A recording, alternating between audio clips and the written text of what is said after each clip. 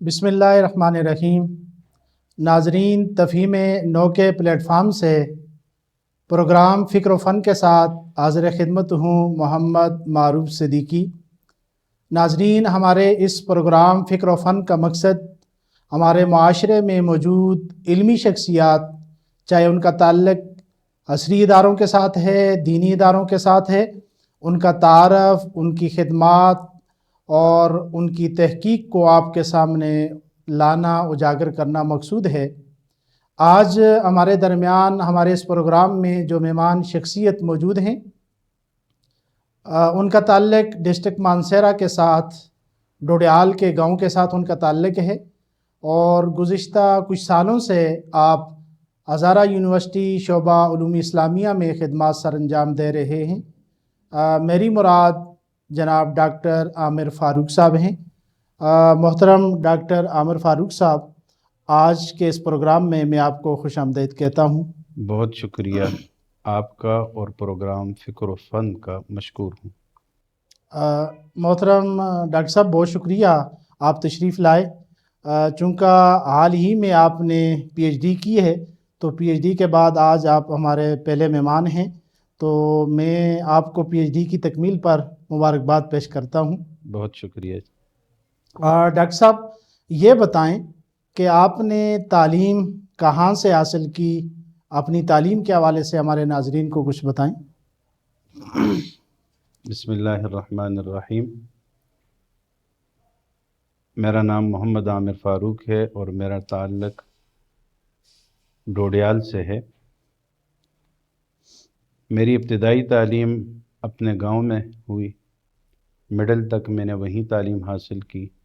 اس کے بعد حفظ قرآن کریم کے لیے میں نے مدرسہ جامع محمدیہ منبع العلوم ایسی واسیمل فیکٹری میں داخلہ لیا، اور وہاں پر میں نے حفظ قرآن اور تجوید قرآن وہاں پر پڑھا۔ اس کے بعد درس نظامی کی ابتدا اس علاقے کی معروف دینی درسگاہ جامع اشاعت الاسلام سے کی، درجہ اولیٰ وہاں پڑھا، اور پھر اس کے بعد ثانیہ سے درجہ رابعہ تک ایک اور اس علاقے کی معروف دینی درسگاہ جامع فاروقیہ گاندھیاں سے وہاں پڑھا۔ اس کے بعد خامسہ کے سال جامعۃ العلوم الاسلامیہ فریدیہ میں درجہ خامسہ پڑھا، اور اس کے بعد پھر خامسہ سے اوپر فوقانی درجات کی تعلیم لاہور سے جامعہ عثمانیہ ماڈل ٹاؤن سے حاصل کی۔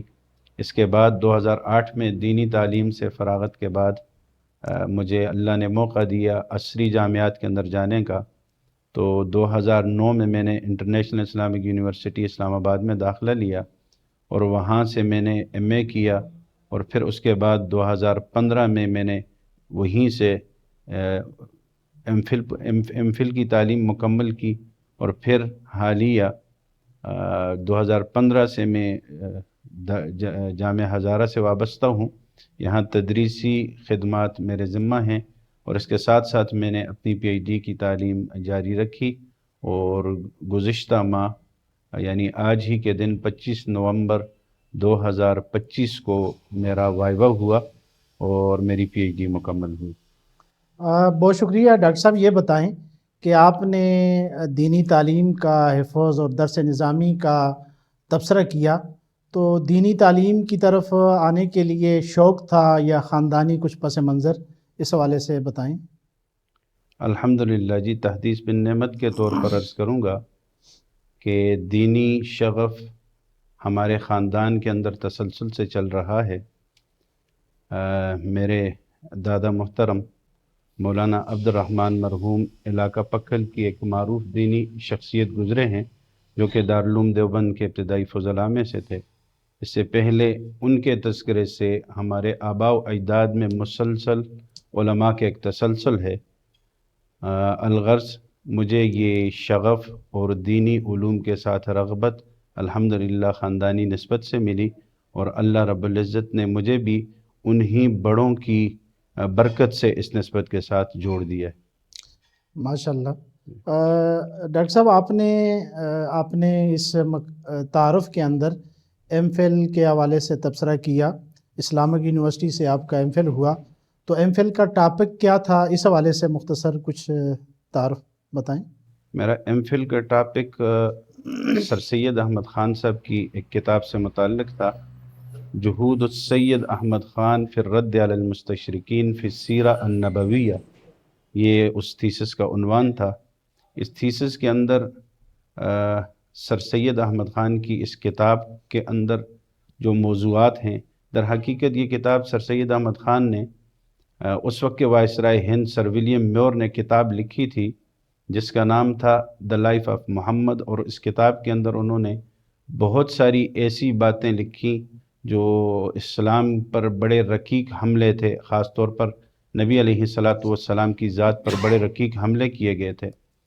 تو اس زمانے کے اندر سر سید کی زندگی پر لکھنے والوں میں الطاف حسین حالی، جنہوں نے اپنی کتاب حیات جاوید لکھی، اس کے اندر وہ تذکرہ کرتے ہیں کہ سر سید احمد خان جب اس کے بارے میں سنتے تو وہ بڑے رنجیدہ ہوتے، اور اکثر مجلسوں کے اندر یہ تذکرہ کرتے کہ مسلمانوں کو کیا ہو گیا ہے کہ نبی پر یہ حملے ہو رہے ہیں اور ہم پرسکون بیٹھے ہوئے ہیں۔ پھر اس کے بعد سر سید احمد خان نے اس کتاب کا جواب لکھنے کا ارادہ کیا، اور بڑی محنت مشقت کے ساتھ وہ لندن گئے، چونکہ یہاں پر ہندوستان کے زمانے کے اندر بہت ساری کتابیں ایسی تھیں کہ جو ناپید ہو چکی تھی۔ انگریز یہاں سے جو قبضہ کر کے چیزیں لے گیا، بہت ساری کتابیں یہاں سے اٹھا کے وہ لے گئے۔ اس سلسلے میں ڈاکٹر محمود غازی رحمہ اللہ نے اپنے محاضرات میں ایک جگہ لکھا کہ میں نے بہت ساری اپنی آباء و اجداد کی کتابیں برٹش میوزیم کے اندر مہر زدہ دیکھیں کہ ان کی یہ کتابیں یہاں سے سرقہ ہو کے وہاں چلی گئی تھی۔ تو چونکہ یہاں کتابیں میسر نہیں تھیں تو سر سید احمد خان یہاں سے وہاں گئے، اور پھر ایک اہم بات یہ تھی کہ سر سید احمد خان وہاں کی زبان سے بھی نا آشنا تھے، تو یہ ان کا ایک دینی کارنامہ تھا کہ انہوں نے ان تمام چیزوں کو دیکھ کر اور اس کی چھان بٹک کر کے اس کتاب کا بڑا تسلی بخش اور تشفی بخش جواب دیا۔ لیکن بہت ساری چیزیں اس کتاب کے اندر ایسی بھی آئیں کہ جن کے ساتھ روایتی فکر کا تضاد تھا، جمہور علماء کے نزدیک وہ باتیں مسلم نہیں تھیں۔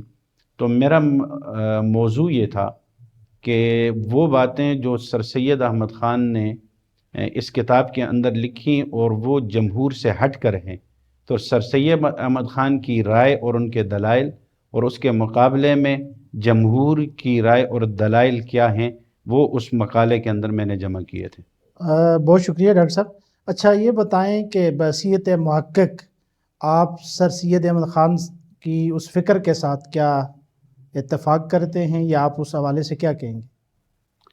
بحیثیت طالب علم عرض کروں گا، بلکہ میں اس بات سے مکمل اتفاق کروں گا جو زمانے قریب کی ایک بڑی قداور علمی شخصیت ڈاکٹر محمود غازی رحمہ اللہ نے اپنے محاضرات میں لکھی کہ سر سید احمد خان کے بہت سارے معتقدات ایسے ہیں کہ بحیثیت طالب علم ان کے ساتھ اتفاق ناممکن ہے، لیکن بحیثیت رہنما بہرحال وہ مسلمان قوم کے رہنما تھے۔ دینی اعتبار سے ان کے معتقدات کے ساتھ اتفاق میں اپنی تحقیق کے نتیجے میں یہ عرض کروں کہ میں نے جو ان کو پڑھا اور جو سمجھا، میں نے یہی نتیجہ نکالا کہ ان کے مذہبی معتقدات کے ساتھ بہت سارے معتقدات کے ساتھ اتفاق کرنا مشکل ہے۔ بہت شکریہ ڈاکٹر صاحب۔ یہ بتائیں کہ آپ نے پی ایچ ڈی جو ہے کی ہے، تو پی ایچ ڈی کے تھیسس کا آپ کا تحقیق کا عنوان کیا تھا؟ میری پی ایچ ڈی کی تھیسس کا عنوان تھا مغربی فکر و تہذیب کا تجزیاتی مطالعہ مولانا وحید الدین خان صاحب کے افکار کی روشنی میں، تو یہ اس کا عنوان تھا۔ تو آپ نے اس تحقیق کے لیے اسی عنوان کا انتخاب کیوں کیا؟ بہت اچھا سوال ہے جی۔ آج کا زمانہ فکری انتشار کا زمانہ ہے۔ مغربی فکر و تہذیب کو غیر معمولی فکری، سائنسی اور تہذیبی غلبہ حاصل ہے، جس سے مسلمان دنیا فکری طور پر انتشار اور روحانی طور پر خلا اور اسی طرح اخلاقی طور پر انحطاط کا شکار ہے۔ اور اسی مغربی فکر سے آج کے جدید نوجوان وہ مغربی فکر کو اس کو معیار حق سمجھنے لگا ہے۔ تو ضرورت اس امر کی تھی کہ مغربی فکر و تہذیب کا ایک تجزیہ کیا جائے، اور اس انداز سے وہ تجزیہ ہو کہ اس کے اندر وہی عرف اور وہی ٹرمینالوجی استعمال کی جائے جو مغرب کی ہے۔ تو آج کے زمانے میں جو ماضی قریب کی علمی شخصیات گزری، ان میں مولانا وحید الدین خان صاحب ایک قداور علمی شخصیت گزرے ہیں، جنہوں نے اس پہلو سے ایک بڑا جاندار کام کیا۔ تو ضرورت اس امر کی تھی کہ وہ نوجوان نسل کے سامنے آئے، ان کے منہج سے نوجوان نسل متعارف ہو، اور ان کے منہج کو جان کر وہ آئندہ کے لیے اس فکری یلغار کے مقابلے میں مضبوطی حاصل کریں۔ بہت شکریہ۔ یہ جو آپ مغربی تہذیب کی بات کر رہے ہیں سر، تو اس سے مراد کیا ہے؟ کوئی خاص جغرافیہ مراد ہے مغربی تہذیب سے؟ بہت اچھا سوال ہے جی۔ ہماری تحقیق کا جو عنوان ہے مغربی فکر و تہذیب، یہاں لفظ سے مغرب سے مراد جغرافیہ نہیں ہے۔ ویسے بھی اسلام کے اندر جغرافیائی تعلق جو ہے وہ کسی خاص اہمیت کا حامل نہیں ہے، ورنہ یہ مغرب کے نیشنلزم جیسا ایک تصور بن جائے گا۔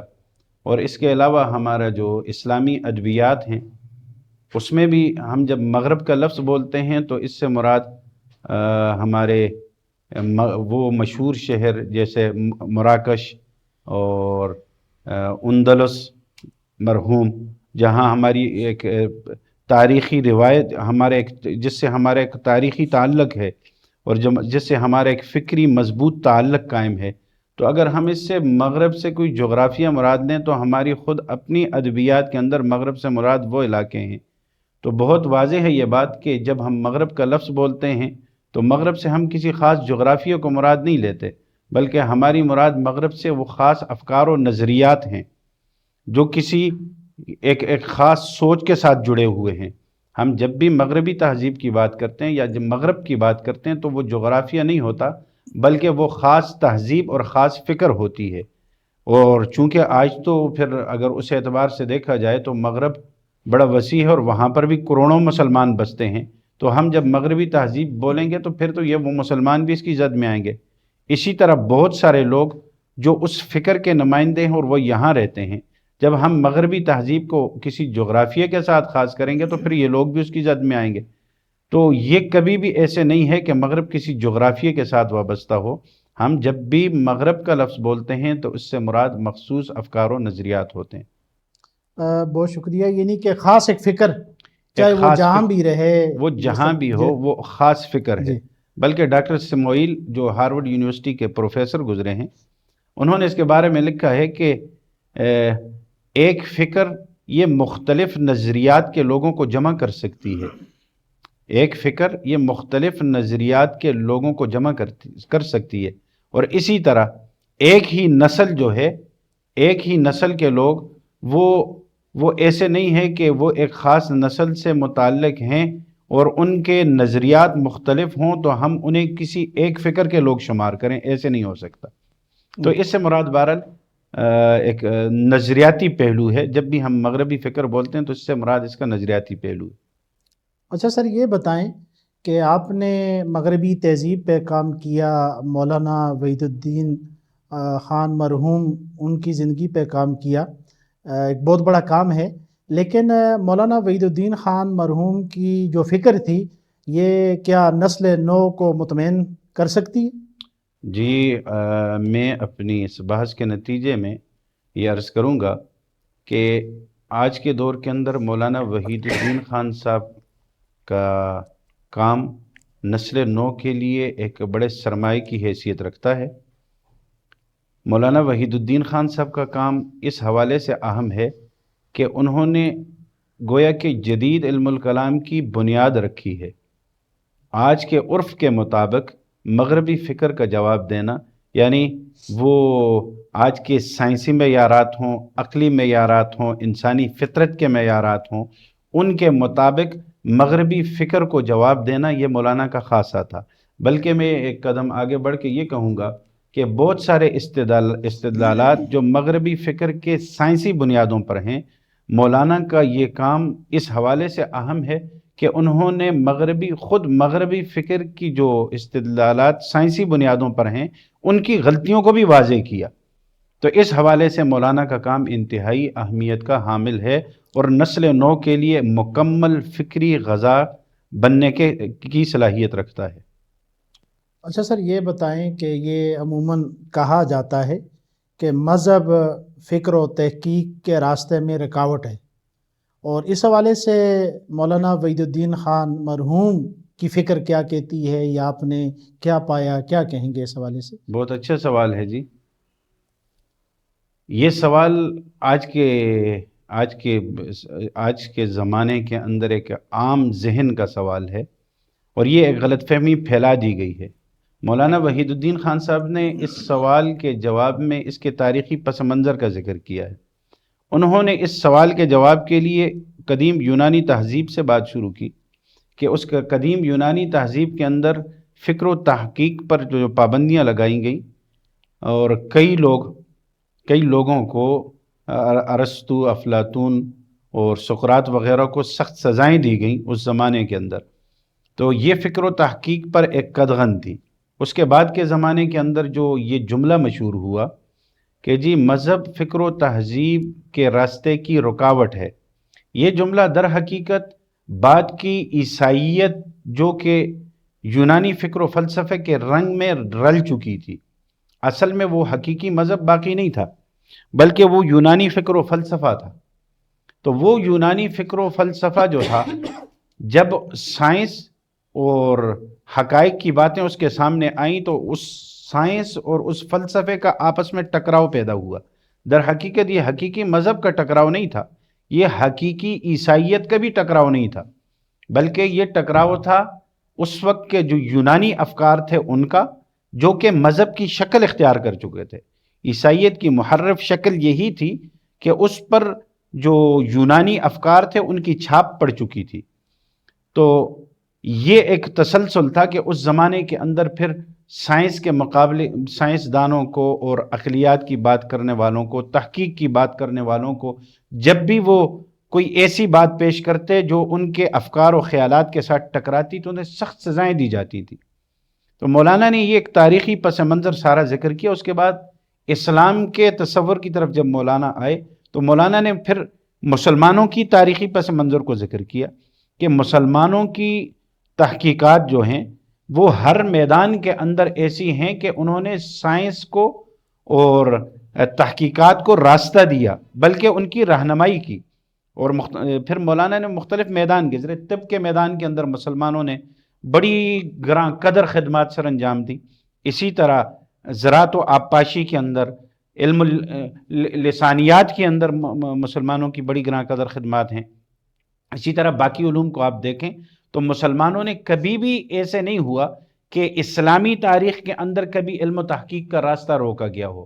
تو یہ سوال جو تھا، مولانا نے اس پر تاریخی حوالے سے روشنی ڈالی کہ یہ سوال در حقیقت جو پیدا ہو گیا ہے یہ اس حوالے سے تھا کہ یہ قدیم یونانی تہذیب یا بعد میں عیسائیت جو کہ محرف عیسائیت تھی، اس کے اور سائنس کے ٹکراؤ سے پیدا ہوا۔ حقیقی مذہب کبھی بھی تحقیق کے مقابلے میں کبھی بھی اس کے راستے مسدود نہیں کرتا۔ اچھا سر، یہ مولانا وحید الدین خان مرحوم جو ہے، ان کے حوالے سے اور ان کی فکر کے حوالے سے اہل علم کے اندر مختلف آراء پائی جاتی ہیں، اور یقیناً آپ نے تو اس پہ کام کیا، بڑی گہرائی کے ساتھ دیکھا ہوگا۔ مختصراً آپ بتائیں کہ آپ کیا کہیں گے، یہ اہل علم کے اندر جو مختلف آراء پائی جاتی ہیں مولانا وحید الدین خان کے حوالے سے، تو آپ کچھ اس حوالے سے بتا دیں۔ مولانا وحید الدین خان صاحب ایک ہمہ جہت شخصیت تھے، ان کا کام مختلف جہتوں پہ تھا۔ میرا کام مولانا وحید الدین خان صاحب سے متعلق جو تھا وہ مغربی افکار و نظریات کے مقابلے میں ان کے افکار تھے۔ اس کے علاوہ معتقدات کی حد تک جہاں تک آپ نے بات کی تو اس پر بہت سارا کام ہو چکا ہے۔ ایک اس میں گراں قدر کام ڈاکٹر حافظ زبیر صاحب نے کیا، اور بہت ساری باقی چیزیں جو ان کے معتقدات کے حوالے سے لکھی گئیں، چونکہ وہ ہمارا موضوع بحث نہیں تھیں اور اس بحث کے اندر وہ چیزیں ذکر نہیں ہوئی، اس لیے میں نے جتنی باتیں ذکر کی ان کے اس پہلو کے حوالے سے ہیں۔ باقی ان کے معتقدات کے حوالے سے بہت ساری چیزیں ایسی ہیں جن سے اہل علم نے اختلاف کیا ہے، اور وہ اختلاف اپنی جگہ پر ایک مستقل وزن رکھتا ہے۔ بہت شکریہ۔ اچھا سر، یہ بتائیں کہ یہ جو کہا جاتا ہے یا مشہور ہے کہ مولانا وحید الدین خان کسی بھی عام واقعہ کے متعلق اپنے مدعا پر جو استدلال پیش کرتے ہیں تو وہ استدلال بڑا زبردست ہوتا ہے، تو جی، کیا یہ ٹھیک ہے یا اس حوالے سے آپ کیا کہیں گے؟ مولانا وحید الدین خان صاحب کی شخصیت کا ایک خاص پہلو یہ ہے، ان کے کام کے خاص پہلو یہ ہے کہ وہ کسی بھی عام سے واقعے سے ایک پورا نتیجہ نکال کے سامنے رکھ دیتے ہیں۔ تو واقعی یہ بات بالکل درست ہے۔ میں اس کی ایک مثال پیش کرنا چاہوں گا۔ مثلا مولانا وحید الدین خان صاحب اس بات پر بحث کر رہے ہیں کہ جی وہی جدید ذہن کا یہ سوال ہے کہ وہی بغیر کسی واسطے سے ایک شخص کے دل کے اندر کیسے آ سکتی ہے؟ یہ تو ناممکن ہے عقلی طور پر کہ بغیر کسی واسطے سے دور سے ایک کوئی بات آ کے کسی کے دل کے اندر ڈال دی جائے، تو یہ کیسے ممکن ہے؟ تو مولانا وحید الدین خان صاحب اس سوال کے جواب میں ایک عام سا واقعہ ذکر کرتے ہیں۔ 1950 کے اندر غالباً جرمنی کے اندر ایک واقعہ پیش آیا۔ وہ واقعہ یہ تھا کہ ایک ہوٹل کے اندر کچھ لوگ بیٹھے ہوئے تھے، تو اس میں ایک ہپناٹسٹ جو تھا وہ آیا، وہ ٹیلی پیتھی کا ایک واقعہ ہے۔ وہ آیا اور اس نے آ کر وہاں بیٹھے ہوئے لوگوں سے کہا کہ جی آپ، وہ پتے تاش کے پتے کھیل رہے تھے، تو اس نے شخص سے کہا کہ جی تم ان پتوں میں سے کوئی ایک پتا نکال کے مجھے نہ دکھانا، اپنے سامنے رکھ لو، اور یہ جو ریڈیو چل رہا ہے، اس ریڈیو پر جو نیوز کاسٹر خبریں پڑھ رہا ہے، یہ ابھی ابھی آپ کے اس پتے کا نام آپ کو بتائے گا۔ تو وہ واقعہ چونکہ وہاں کی تاریخ کے اندر ریکارڈ ایک واقعہ ہے، تو مولانا ذکر کرتے ہیں کہ اس آدمی نے پتہ نکالا اور اس آدمی نے اپنے وہ ٹیلی پیتھی کے ذریعے اس کے دماغ پہ کوئی ایسا اثر ڈالا کہ وہ نیوز کاسٹر خبریں پڑھتے پڑھتے اچانک وہ درمیان میں رکا اور اس نے اس پتے کا نام بتایا اور آگے خبریں پڑھنے لگ گیا۔ تو یہ بڑا ایک عجیب واقعہ تھا، اور لوگوں نے فوراً وہاں رابطے کرنا شروع کر دیے کہ یہ کیا ہوا کہ درمیان میں اس نے ریجنا ہوٹل اور حکم کی ملکہ کہہ کے آگے خبریں پڑھنے شروع کر دیں، یہ کیا ہوا درمیان میں؟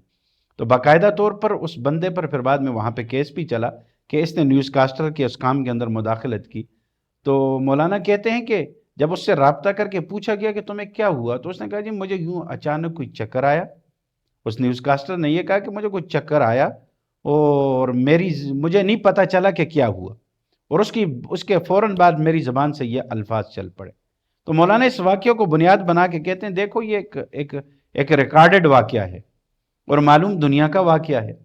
تو یہ ممکن ہے کہ ایک عام آدمی عام جگہ پہ بیٹھ کے ایک دوسرے آدمی کے دماغ پر یوں اثر انداز ہو سکتا ہے کہ اس کی زبان پر اپنی بات جاری کر سکتا ہے۔